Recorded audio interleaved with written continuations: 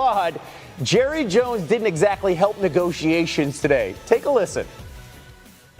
The agent is not a factor here of something to worry about.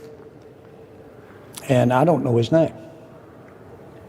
And so my point is that I'm not trying to demean him in any way, but this isn't about an agent. I'm the one who has to sign the check, and Michael's the one that has to agree to it. So that's the straightest way to get there is the one writing the check and the one agreeing to it talking. And after those comments, Micah Parsons defending his agent, saying in part, "I will not be doing any deal without David Mulugheta involved. I hired experts for a reason. There is no one I trust more when it comes to negotiating contracts than David. There will be no backdoors in this contract negotiation." By the way, Mulugheta representing over 40 NFL players for Athletes First. On the scene in Florida at the league's annual meeting is senior NFL insider Adam Schefter. And Schefter, it's never dull with Jerry Jones and his stars when it comes to negotiating time. What are you hearing about these contract talks between Jerry Jones and Micah Parsons? Well, contrary to what Jerry Jones said there, Kevin, David Mulugheta is a factor here, and David Mulugheta is going to be a factor here in contract discussions with Micah Parsons. As Micah himself tweeted out, David will be a part of this, and David Mulugheta will wind up signing off on a deal that Jerry Jones and Micah Parsons appear to have been down the road on, trying to figure out the parameters of a deal, agreeing essentially in the length of the contract, getting the parameters down, but they will not get a deal finalized without the participation of Micah Parsons' agent in this particular case. And again, the deal is expected to get done at some point. Jerry Jones doesn't sound like he's in a rush to get it done, but at some point that deal is going to happen, and Micah Parsons will be tied up long-term to the Dallas Cowboys. All right, Cowboys fans, keep in mind, today, Cowboys' new head coach, Brian Schottenheimer, said he expects Parsons to be a participant at the voluntary offseason program, which starts on Monday. All right, you're at the NFL annual meetings, and a discussion today, the owners deciding to table a proposal to ban the tush-push, but it will continue discussions ahead of May's spring meeting. Sources telling our Kalen Kaler that 16 teams supported the ban, but 24 are required to make a change. The Eagles had the most success with this play. Head coach Nick Sirianni today. I know what the data says, and I know how we coach it, and we don't coach a push play any different than we coach a quarterback sneak play. The injury data says what it says, and we coach it the exact same, whether somebody's pushing or whether somebody's not pushing. I remember reading about the forward pass, and they said it really was an odd play that is no part of American football, and so it was controversial when the forward pass came out. I don't ever remember a play being banned because a single team or a few teams were running it effectively. If it stays, it stays, and we all have to figure out a way to stop it. It's maybe not the most beautiful play I've ever seen. I don't watch much rugby, but it looks a lot like that. But we'll see what everybody decides.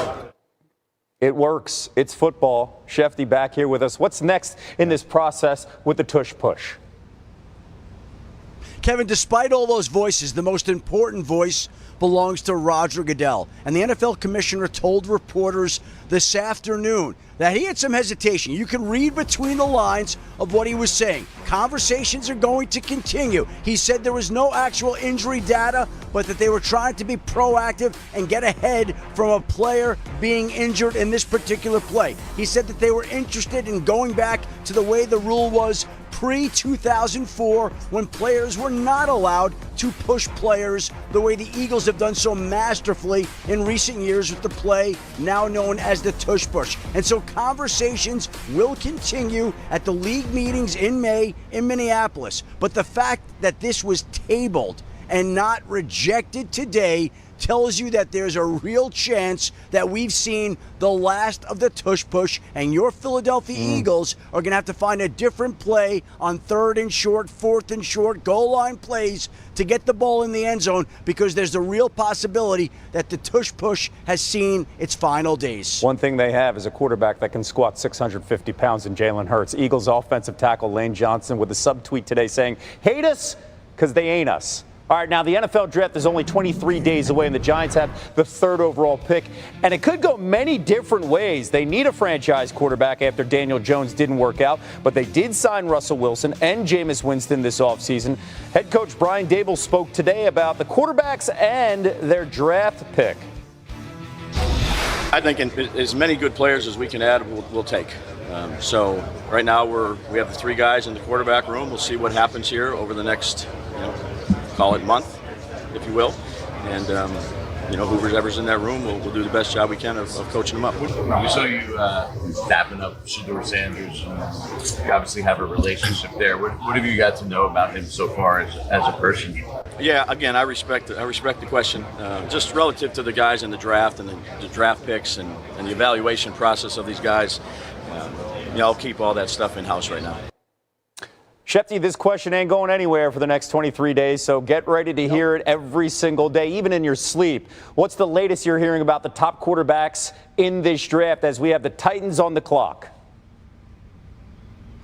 Kevin, it certainly seems like Cam Ward is locked into the number 1 position, and it certainly seems like the Titans are way more inclined to hold on to that pick today than to move off it. And then that becomes, where does Shedeur Sanders go? And there are signs, though no direct evidence, that he will not go number 2 to the Cleveland Browns. And there are signs, though not direct evidence, that he may not go number 3 to the New York Giants. Most personnel people agree that the elite players in this draft class are Abdul Carter and Travis Hunter, who could potentially shape up as the 2nd and 3rd overall picks in this draft in no particular order, to the Cleveland Browns at 2 and the New York Giants at 3. And that'll be the big decision that both those franchises, especially the New York Giants, have to make. Are the other players so good that you can't pass them up? And are there enough questions about Shedeur that you're not willing to risk that this high? But it certainly seems, with just over a few weeks left to the NFL draft in Green Bay, that there's a real question about whether Shedeur Sanders will wind up going 2 or 3. And if he doesn't, then where does he go in the draft? And that right now looks like the single most compelling question of the upcoming NFL draft. He is the reigning Big 12 Offensive Player of the Year, had a phenomenal season leading Colorado to 9 wins. Shefty, thank you so much. A handful of uncertainty for some teams at quarterback, especially in Pittsburgh, where the Steelers are still waiting to see if Aaron Rodgers will sign on. Rodgers worked out with new Steelers wide receiver DK Metcalf, and owner Art Rooney II was asked about it today. I would say it was a good sign that he wanted to do that, and when we keep hearing that, he's I guess headed in our direction, and so that seems to be all signs are positive so far.